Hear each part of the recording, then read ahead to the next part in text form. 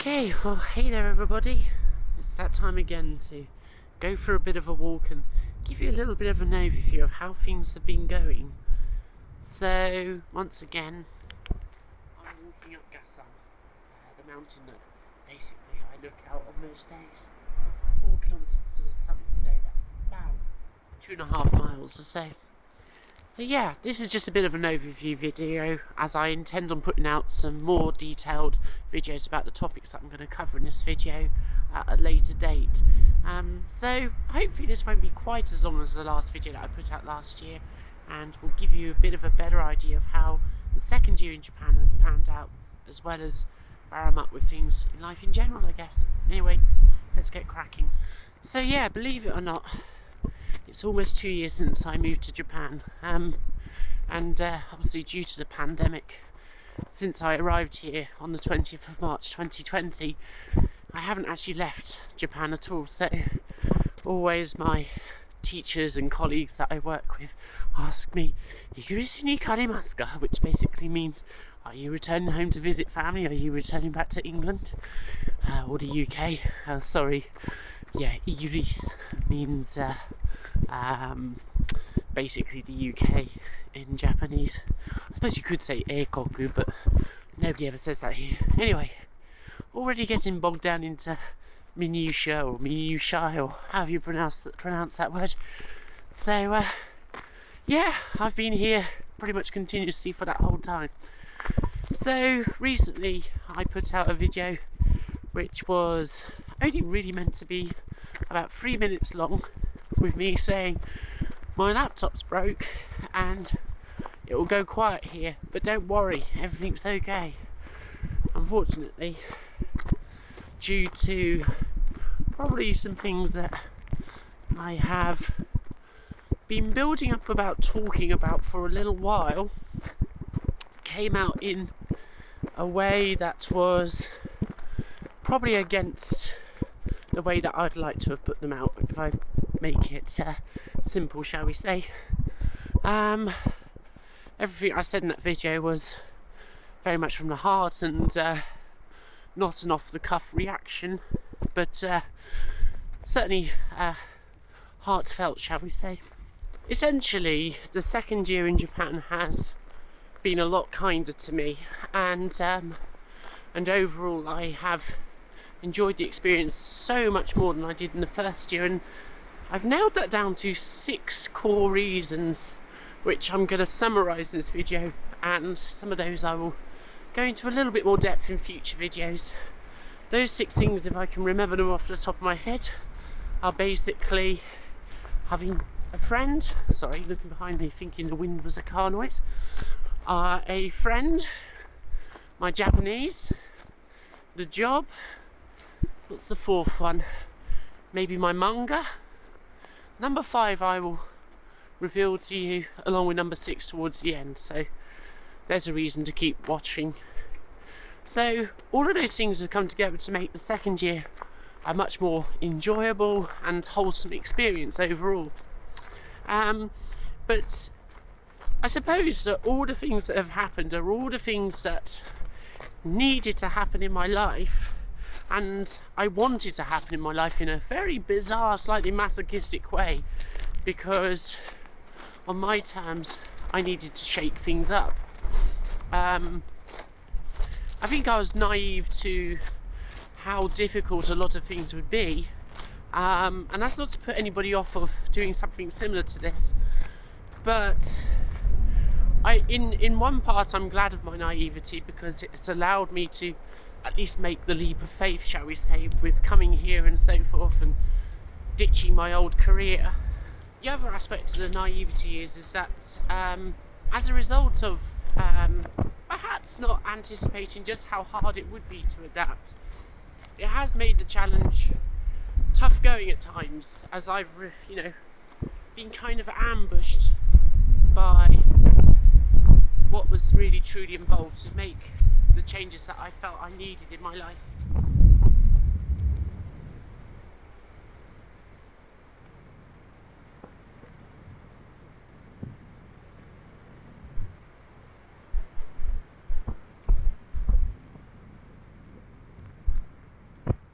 I suppose where I'm at though, and the word that I keep on coming back to, is that there are many things that have happened over the last 2 years that in a way could be seen as problems but have ultimately shaped the experience. The big one being obviously the corona pandemic.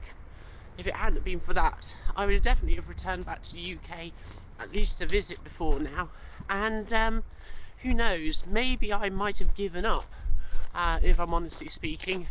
There are a few moments where, for the briefest moment, I considered, is this going to work out? So should I go back to the UK? But I think what very quickly occurred to me when I thought along those lines is how sad I would be to say goodbye to Japan, because overall I really do like it, especially now that the second year has elapsed. But second to that is a phrase that I keep on coming back to is gratitude. Kansha in Japanese, and I just feel a deep sense of gratitude in a way for all of the things that have happened over the last 2 years, both in terms of emotionally, but also quite literally the things that have happened, the things that about Japan that really click with me, shall we say. So gratitude is something that I genuinely really feel. So I don't want to just talk about in an abstract sense this video. Like I say, I want to return to sum up those 6 themes that I mentioned a moment ago. The last thing I'd say about the last video is, I think what predicated the way that it turned out was the reality of hearing yourself saying that essentially the one thing that gets me up in the morning and ultimately motivates me to do what I'm doing in life is my self-belief. And it's quite a scary thing to hear yourself say that, because, and it's not me trying to say woe is me about things, far from it, as if to underline why Japan really clicks with me. It's clearly a day where people are coming up Gasan. Last year I didn't pass a soul, not on foot, not in car, and I've literally only been going for 10 minutes. Already 2 cars have passed me, and this chap in the car slowed down as he went to pass, ran down his window and said to me, konnichiwa, kiyotsukete ne, which basically is obviously hello, take care. I mean, imagine that happening in the UK. That doesn't happen, does it? So, but yeah, people, I mean, I'm not sure that it's entirely the same all across Japan, but from what I've experienced so far, I'm inclined to say that it does. And I don't know, there is something deliberate about somebody actually taking the time to say that elevates it above platitude and makes you realise that people here do seem to value other people, even though I'm just a foreigner, I'm not Japanese. So it's an interesting thing that has happened. Yeah, I don't know.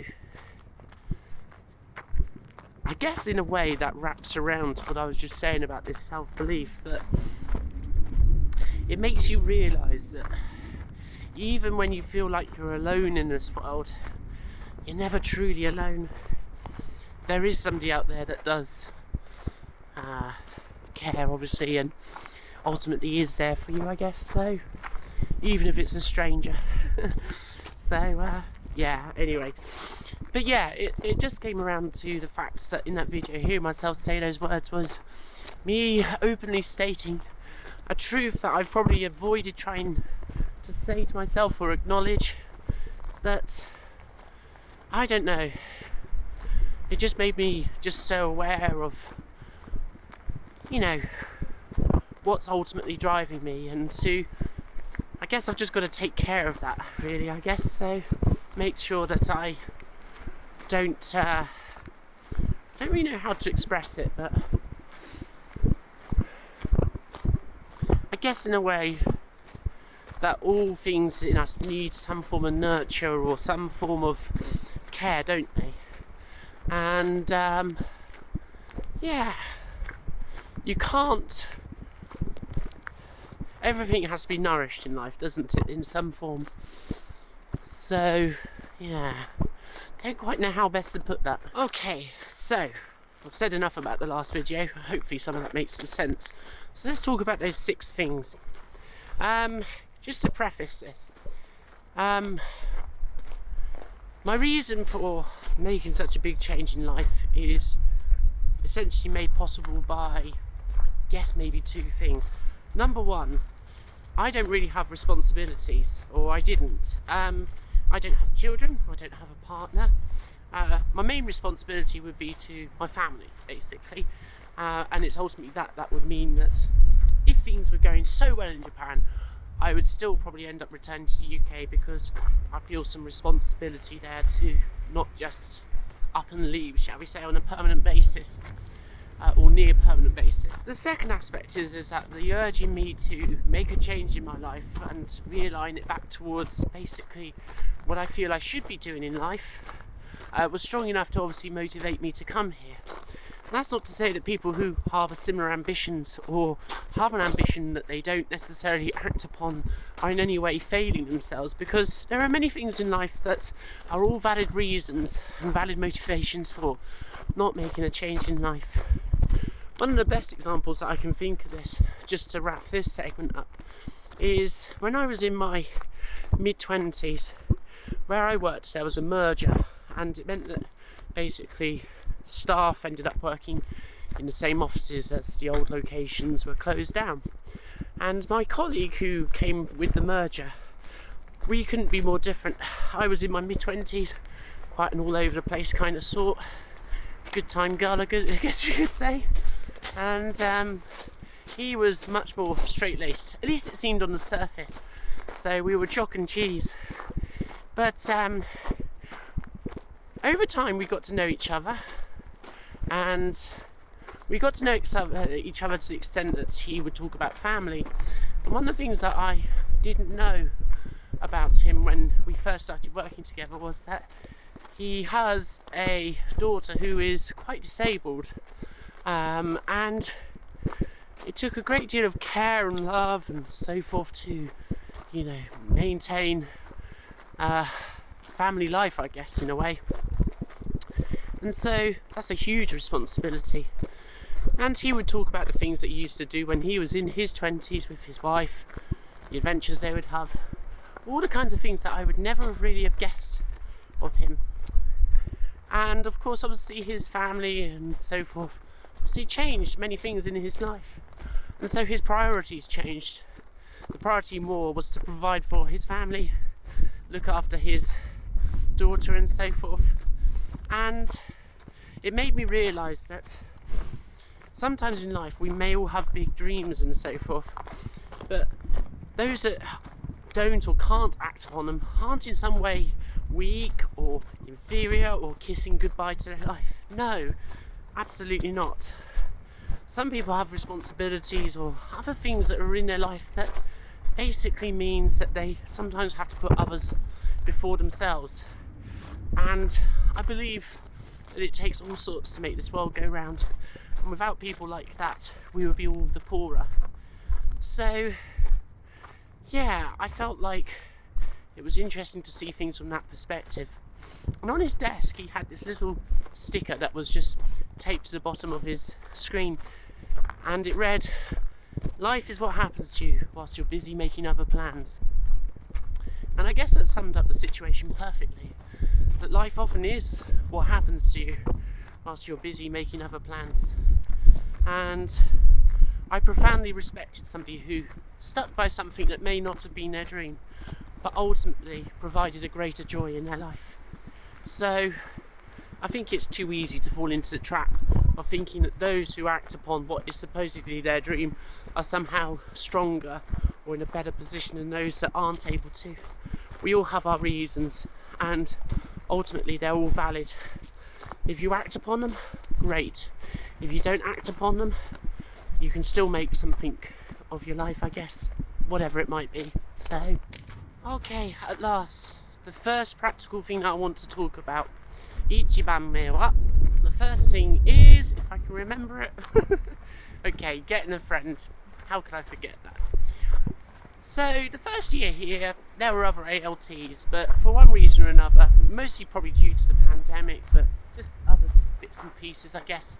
I didn't really have what I would consider a close friend, I suppose, or a friend here. So it meant that there was nobody really to talk to here. Sure, there were some people that I would talk to maybe on a weekly basis, but coupled with my complete lack of Japanese meant that the experience was extremely isolating at times.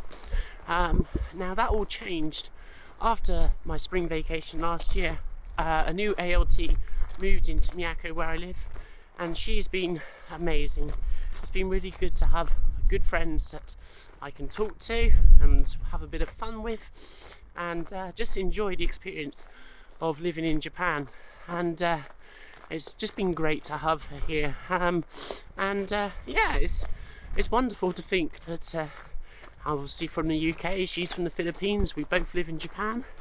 It's just great to see life from all different perspectives and yeah, come together, I guess, in a way. So that has made a profoundly big difference in my life, to have somebody that I can relate to, have a laugh with, talk about the frivolous, the silly, and also sometimes the slightly deeper stuff as well, but also share the same problems and navigate through the various obstacles or issues that we come across, like how do we get our corona jabs, how do we pay for this, all this kind of stuff, and share perhaps in our frustrations, in our abilities with Japanese.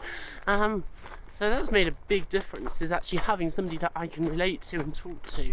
And it's kind of funny really, because we actually first met when I did the JLPT N5 test, which is like the Japanese language proficiency test in Morioka back in December 2020, and we was both taking the same test, and as we left there, spoke to me and asked me how I felt it went, and I was terrible. But yeah, she was living in Tono, so she has now moved to the coastal part of Iwate, so that has made a big difference to me. And if you can make friends, if you do something similar to this, it'll make a big difference in your life. Maybe if your Japanese is really good, you will make Japanese friends really quickly. I mean, I've made Japanese friends, but it's limited to those who can probably speak a bit of English. More Japanese. Gasan tembo dai ato 2 kilo. So that's observation deck, or observatory, I think. So that's the cool thing. Once you actually begin to learn kanji, you can actually piece together words, or even begin to get a bit of an idea of the meaning just by understanding the general meaning of each individual kanji. Okay, ikimashou. Okay, so point number 2. Japanese, my language skills, or lack thereof. So, as if to emphasise the point, just as I'm walking up here, 2 hikers were coming the other way, and it was nice that I was actually able to have a little bit of a conversation with them. So, you know, it's things like that that actually make life a little bit richer.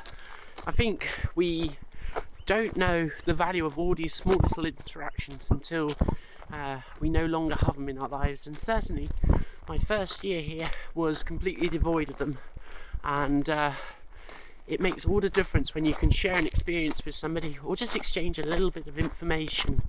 It helps you feel a bit connected to other people, helps you develop some connections with where you live or where you work. It gives you a sense of what it is to be human, I guess. So, how is my Japanese going? Well, it's like climbing this mountain. It's an upward ascent. I'm still pretty much at the foot of the mountain, really. So I haven't taken any more tests. My Wanikani level, which is like a Japanese kanji review app, is up to level 17 now, so only another 33 to go, is it? Maybe it's a bit more, maybe it's 43 levels. Oh god. Yeah, so I've got a little way to go before I'm up to the level which a lot of junior high school students graduate with here in Japan. Maybe that's going to take me at very least another 3 years, I reckon. But otherwise, things are going quite well. My main point of study, shall we say, has always been to focus on being able to talk, and that's quite different to just studying quietly. So yeah, it's going okay.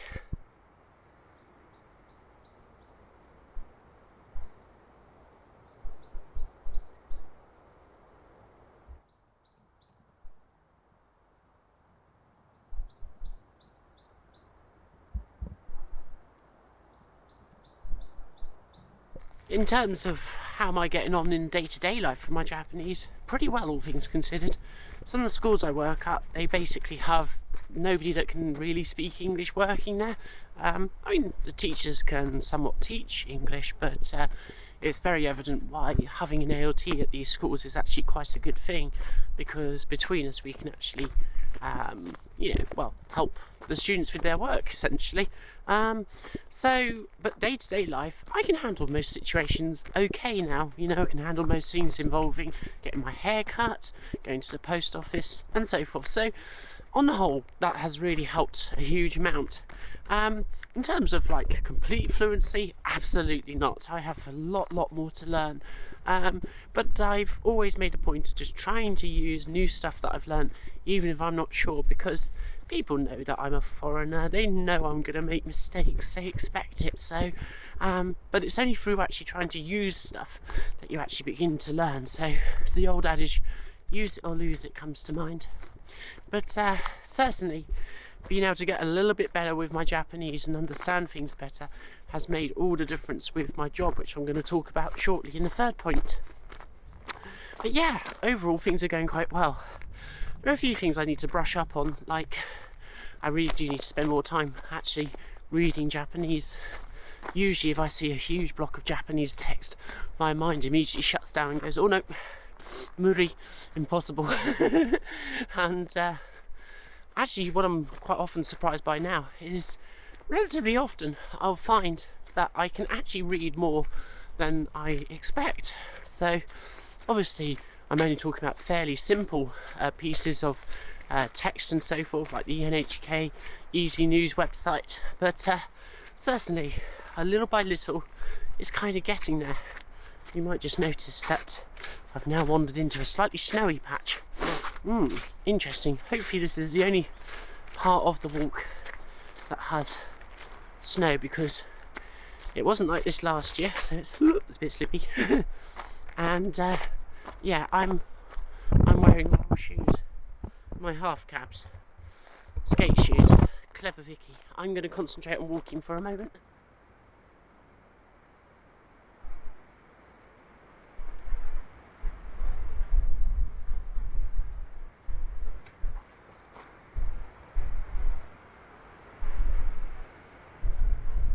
Okay, so I think I've made my point about the Japanese language. My aim is hopefully by this time next year to be pretty conversationally fluent about the majority of subjects, and also to be able to read with not too much difficulty most of the stuff on NHK Easy News, and be able to tackle some video games and manga in Japanese. It's just that there are big gaps in my knowledge about grammar and vocabulary, so it's I will talk about the challenges of learning Japanese from maybe an English speaking person or European sort of kind of derived language, shall we say, situation, because it does present some interesting challenges, but also some quite revealing things that I actually now really appreciate about the Japanese language, such as kanji, which I never thought I would ever say, but also its general flexibility as a language in terms of how you can express things.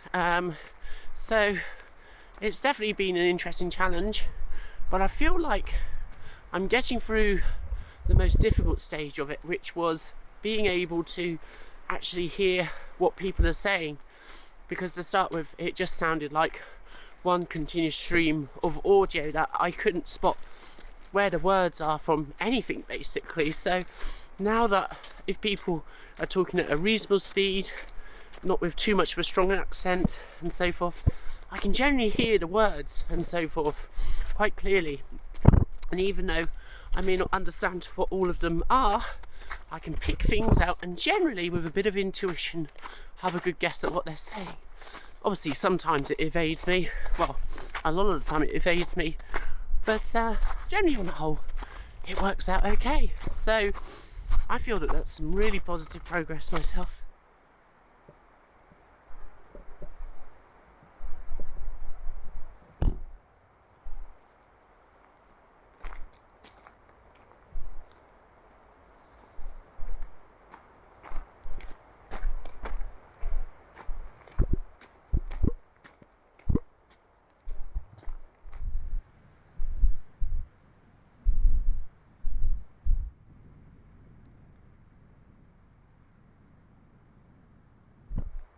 Okay, just thought I'd take a little bit of a break from walking, just because I seem to be climbing up here a lot faster than I did last year, so or at least maybe it feels like it.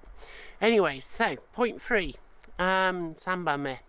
The job. Again, I'm going to talk about this in a little bit more detail in a future video coming soon, but just to summarise, I've enjoyed the job a lot more in the second year, and I think that is intrinsically related to my ability with Japanese.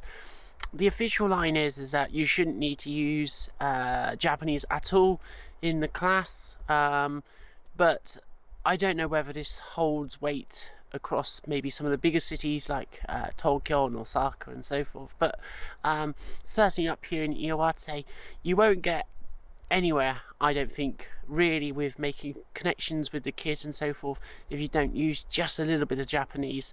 There are various reasons for this which I'll discuss more in that video, but it comes down to the fact that you've got a combination of teachers being restricted by a specific curriculum that they have got to teach, because by the time that the kids do their high school entrance exams or go on to leave junior high school, they have to take compulsorily a English test.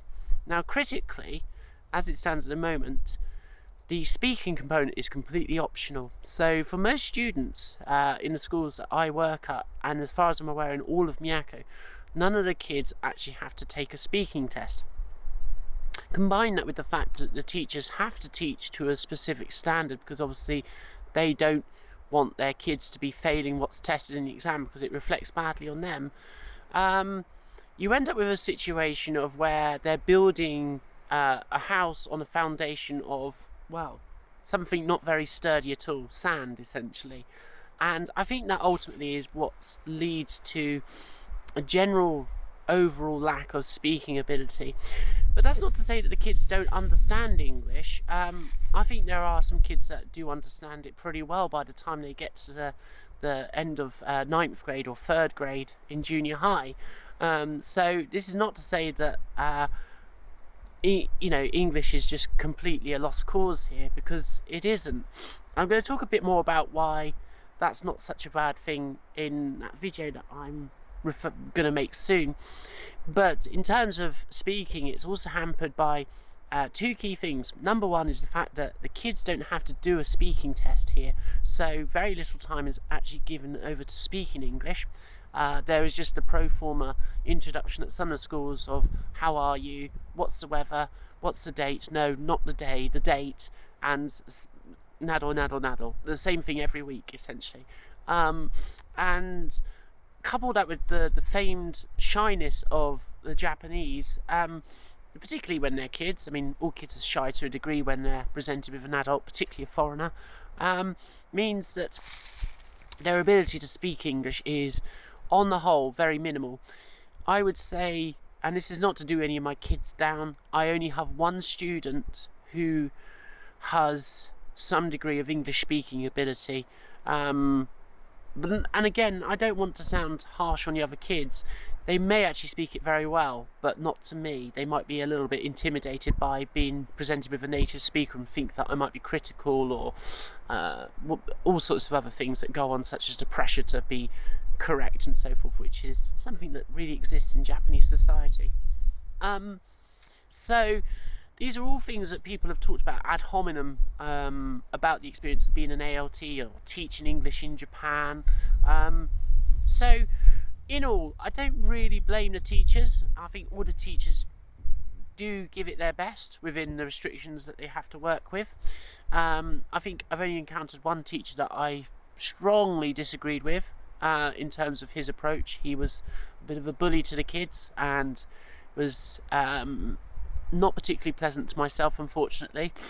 But on the whole, I feel like the teachers do the best that they can, because we're in a situation now where at elementary school, primary school, the kids from 3rd grade, which is the age of 8 onwards, compulsorily have to have 1 hour of, not 1 hour, but one period, so 45 minutes of English, gaikokugo, every week.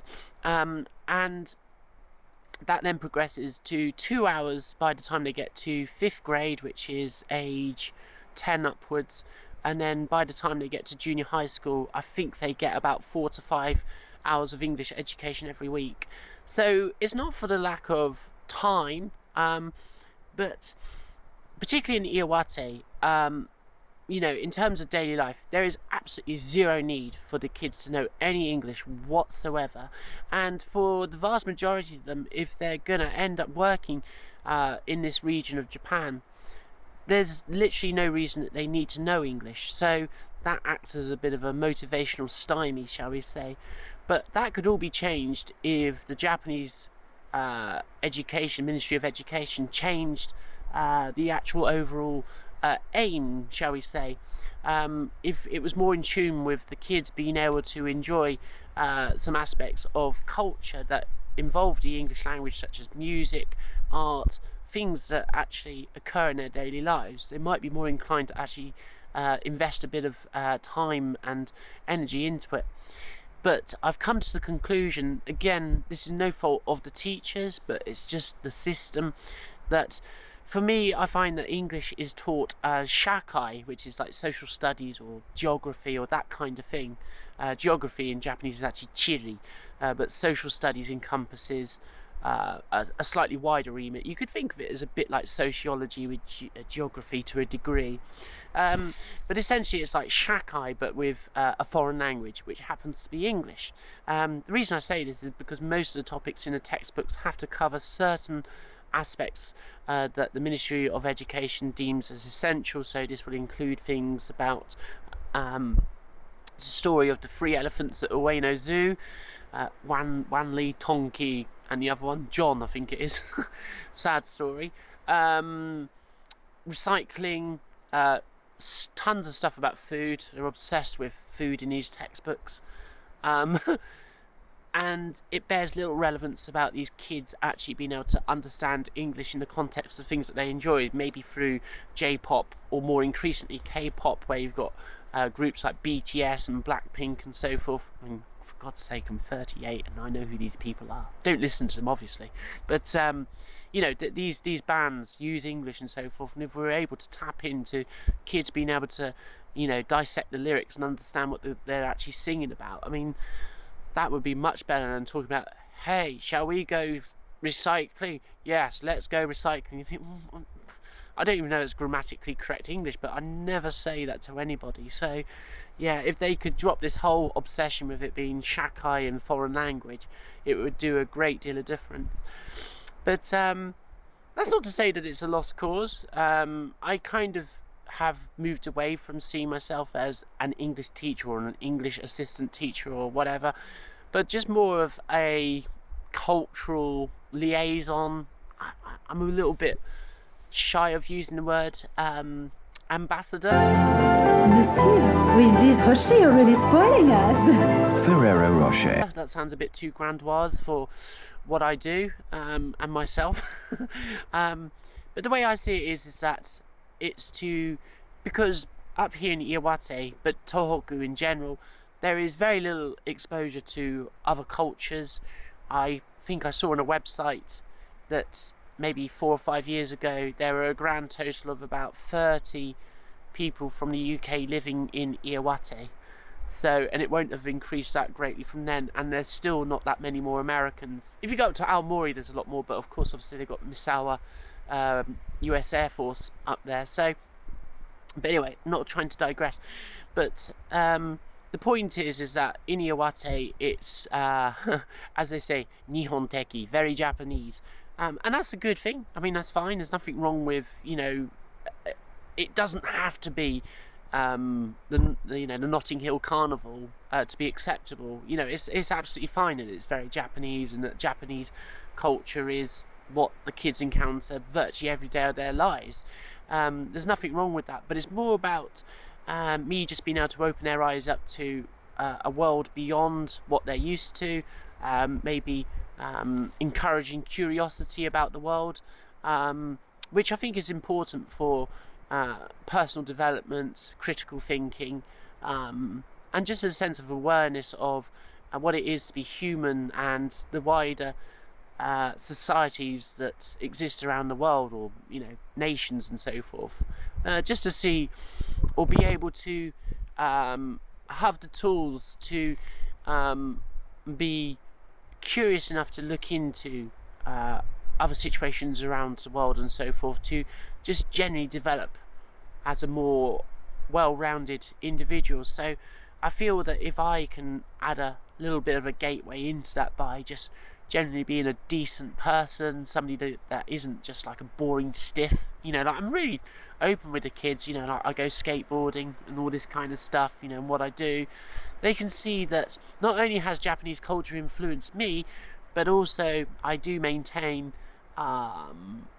appreciation for some aspects of my own culture, and other cultures that I've seen around the world, and just generally want to spread a positive message that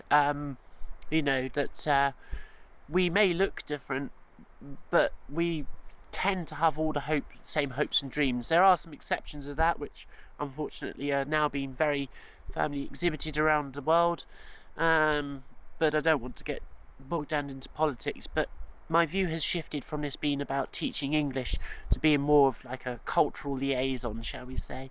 But of course, obviously, like the teachers, I'm limited by what the syllabus or the system dictates that these kids need to study as part of their English education. So, but just because the kids can't necessarily speak English, or they're not exhibiting signs of being able to do so at the moment on the whole, doesn't mean that they don't understand. A lot of them can actually read English and understand it, and they've usually got somebody in the class whose ability with English is just that little bit above the average in the class, who can then explain to their friends and other classmates about, well, what the hell was Vicky on about at the end of that? And they can somewhat interpret what I was saying. So, okay, manga, drawing, yada yada yada. Artwork in general. So one of my big motivations for coming to Japan was to return back to my roots as basically being an artist, and I have largely done that by returning back to drawing by hand and so forth. I do use a computer for bits and pieces, like finishing off manga panels, toning them so that's like the grayscales, and I do a bit of Photoshop or whatever from now and then. But my real interest is really the pixel art, which is obviously old school computer art, and obviously drawing manga by hand, using actual Copic markers, using actual ink. That's what I enjoy the most, to be honest with you. But I was a very lapsed artist, as I talked about last year. So how has the past year gone? Well, I'm going to talk about this a bit more in relation to my feelings about social media, and how artists in general face a lot of challenges in this new world that we live in. But there again, it applies to a lot of other professions or pathways through life, which I'm going to talk about separately. I did mention it in my hiatus video. Anyway, so how has things been going? Pretty well. On a personal level, which is what counts the most, I have managed to get 3 parts of Future Saviours out. A bit less than I expected, but I have been taking greater care to improve my artwork as well along the way. And also, part 4 has been quite badly held up by the lack of a laptop to finish off the manga panels, which do all the shading and so forth and add the lettering. But it is due out soon because I now have a new laptop. But in terms of how I feel about it personally, I don't see my slow, shall we say, rate of work as a problem. In fact, if anything, I feel like it's most important that I do it for myself, because ultimately it may go somewhere, but if I'm actually spending my time doing the things that I wanted to return to, improving my skills, telling the stories that I have deep within me that I find that I can only do when I'm telling them in some form of visual way, I feel like that is the greater prize in all of this at the moment. And along with my thoughts on social media, it's been very important for me to do this for myself, first and foremost, because if I derive satisfaction out of it, it doesn't really matter what happens in the wider sense at the moment. Longer term, obviously I would love Future Saviours to become successful, not for the money. It's helpful, but it's not the motivating factor. It's more about being able to spend my life telling stories through the medium of manga. That's the thing that I want most of all, probably, out of it in the end. But right at this present moment, I find myself improving my art skills on a day-to-day basis, and that has only come about because of putting the time in to really improve my skills and be, not critical to the point of stopping myself from doing anything, but critical enough to say, next time I can improve this. So yeah, actually having that in my life has made a really huge difference, one that I'm really grateful of. Anyway, the views begin to unfold here.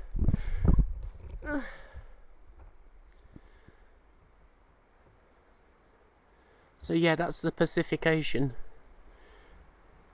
Mount Gasan blocks the view of it from where I live. And of course Gasan is what we're climbing today. Ooh, how beautiful. Okay, not far to go now. There's the summit just up there. So on the artwork front, I don't feel that I have anything more to say about that at the moment, because I'm going to talk about a lot of it more separately. Also in relation to the social media aspect, which I'll talk about separately as well. But yeah, it's been great to finally feel like I can get some of the ideas that I have in my head out. And it doesn't always work, but it's all, again, like climbing a mountain, like learning Japanese. It's bit by bit, skoshizutsu, skoshizutsu. It's step by step, ippo ippo. What other analogies do I know? Sugi sugi, bit by bit again. So there you go. I can express platitudes in 3 ways in Japanese. That's good. Okay, now we're on to the 5th and the 6th things. Now I didn't mention what these were at the start of the video, just because one, I didn't want to spell it out straight away at the beginning because one of these is a bit uncomfortable, the next one, and also, well, if I gave it all away you might have switched off.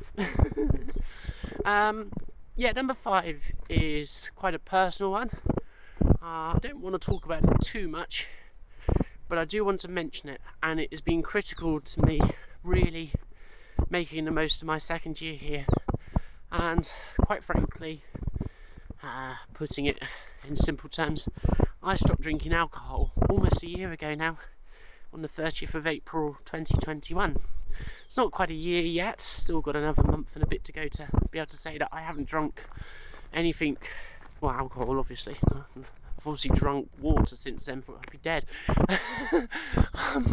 I haven't drunk alcohol for nearly a year, so, and that has made a huge change in my life, both in terms of my mental, both in terms of my mental well-being. It's not helped my ability to talk, obviously. Both in terms of my mental well-being, also financially as well, I guess you could say. Yeah, it's made a big difference in my life.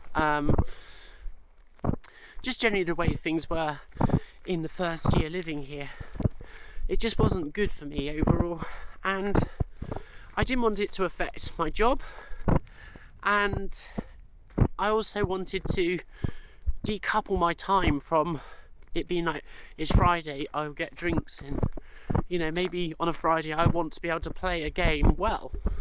I don't want to be essentially a little bit too tiddly to be able to play it with any real competence. Or maybe I want to, you know, draw and not feel like I'm biding my time before I can crack a drink open or something like that, and then soon find myself losing interest in doing a drawing because now I've had a drink, I've got the buzz, and I seem to be wasting my time on YouTube or something like that. But yeah, it's made a huge difference to me, both physically and mentally. I mean, it's kind of strange in a way because I've been drinking alcohol since the age of 16, maybe even before that actually, but certainly on a weekly basis, maybe 2 times a week at least since the age of 16. I'm 38 now, I'll be 39 soon, so I was 37 when I stopped last year, so it's over 20 years, and to stop has been easier than I thought actually. To start with it was a bit like, oh my god, what am I going to do with my time now? But it's definitely been the right thing for me to do. So, and it has opened up so many other things that I don't think I would have started doing, which I'm going to talk about in number 6. You know, like I started getting regular exercise again by going running 3 times a week. You know, I don't run for miles and miles, but you know, running 5k 3 times a week and whatever else is really good for you. It allows me to do the very thing that I wanted to do in Japan, rather than feeling like, oh, I feel really still a bit weary from last night, I won't go. You know, it makes all the difference.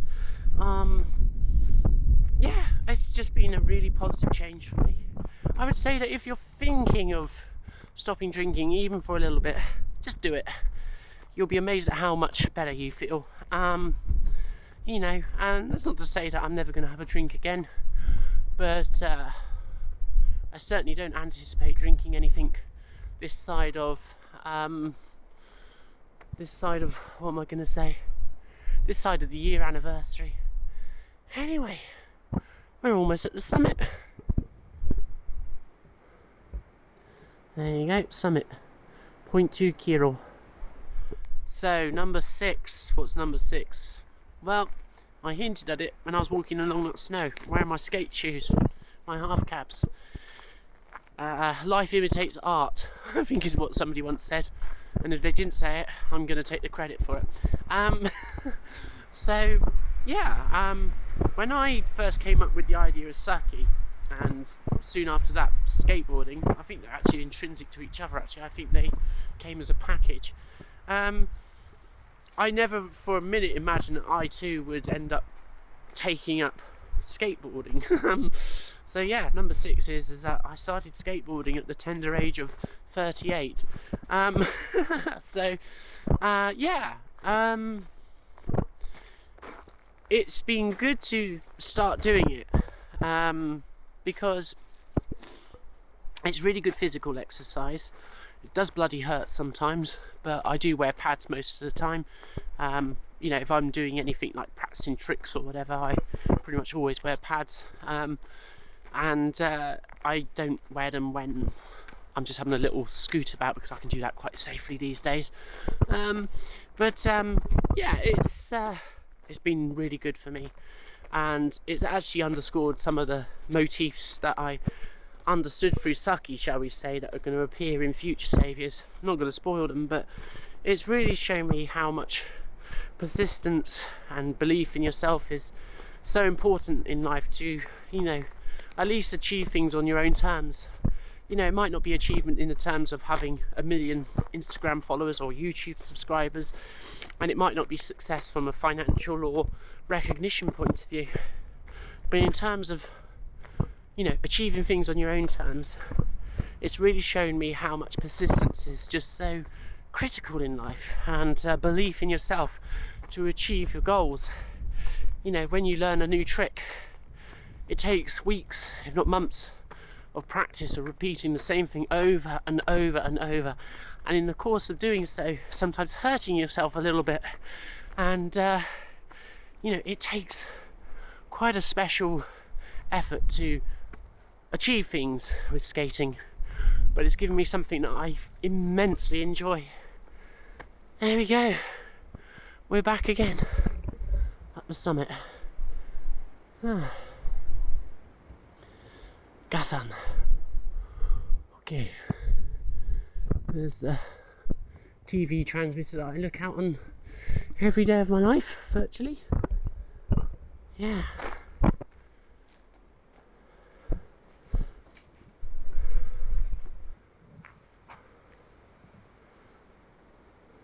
So there's all the walking trails. Okay, just to wrap up that last segment before I go and have a little sit on the observation deck. But yeah, skateboarding has been fantastic, and it's something that is really precious to me. There aren't many places to actually go and skateboard in Iwate. There's a bit of a grey area where it's acceptable in Japan in general.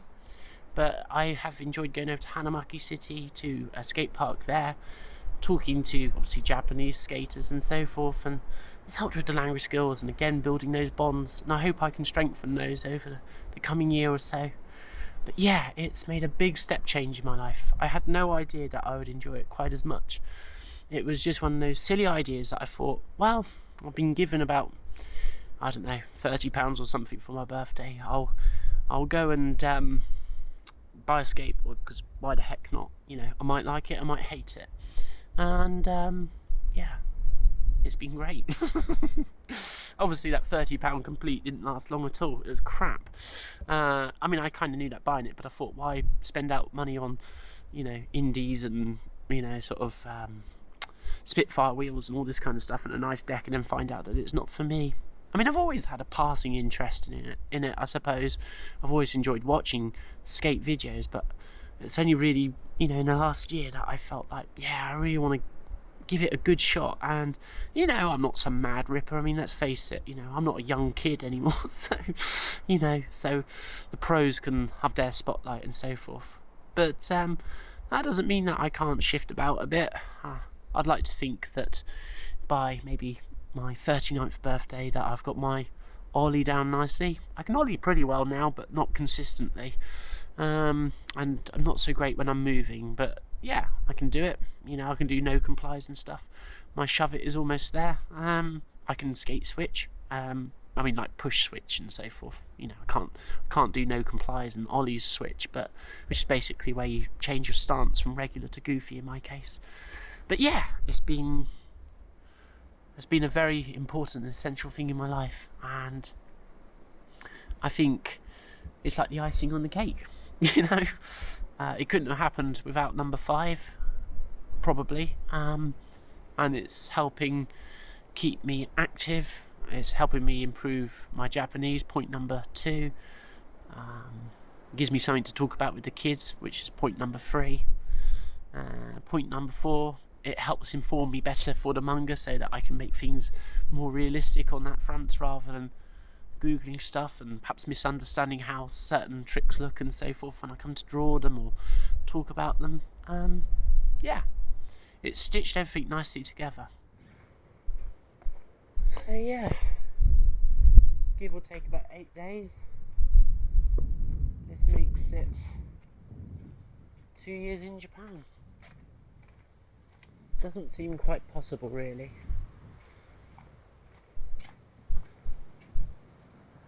I'm grateful for everything that's happened, the good and the bad, because without it, I wouldn't have learned anything.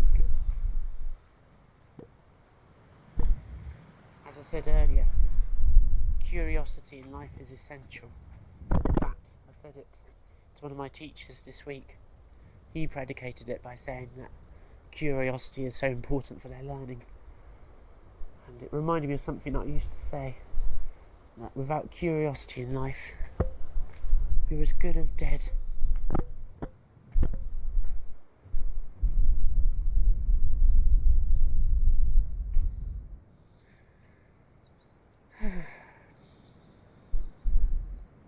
There's Miyako, folks, and it's still my home.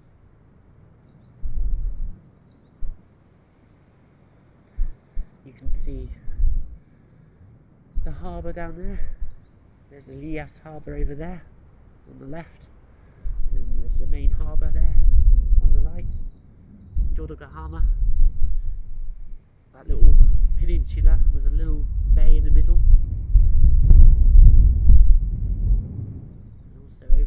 direction. And over there, way in the distance, you can see Mount Hyachin, which is the second highest mountain in Iwate, just after Mount Iwate.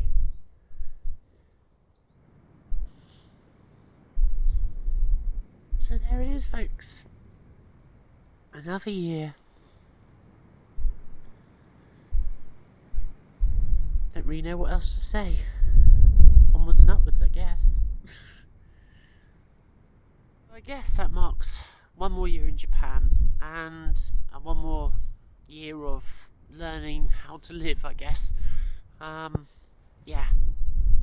It's been a humbling experience. I always knew that I never knew everything about life, but it's challenged a lot of my preconceptions and things that I thought I can definitely cling on to that, at least, and it's thrown many of those things out of the window. But with it, gradually, I'm being filled with a new knowledge, I guess, in a way, or a new set of beliefs, or things that I can, I don't know, at least rely upon in life in a way. So, I guess that's a good thing. But yeah, it's been quite a learning experience, and I look forward to sharing some aspects of this, such as the Japanese language, the job, and so forth, in a little bit more detail in our own videos, as well as spending some more time actually showing you Japan, as hopefully the corona situation begins to gradually ease, and yeah, be able to show you a bit more artwork and so forth on this channel. Yeah, I think that's about all I've got to say, really. I hope some of you are reassured by this video and see that despite all appearances, the hiatus video was just me speaking from the heart, but perhaps without the right words. The emotion overcame me. I mean, they were the right words, but they came out in such a way that some people may have found a little bit wow. But behind all of that is a wealth of sincerely held thoughts and beliefs, but when I'm able to properly express them, they come out a lot better and a lot more well reasoned, and a lot more balanced, I suppose, to be fair, as well. Anyway, I think that's about all I'm going to say this time around. As you can see, I've put my jacket on, it's getting a little bit chilly, and yeah, I guess all remains for me to say is I'll see you soon. Peace. Yosh.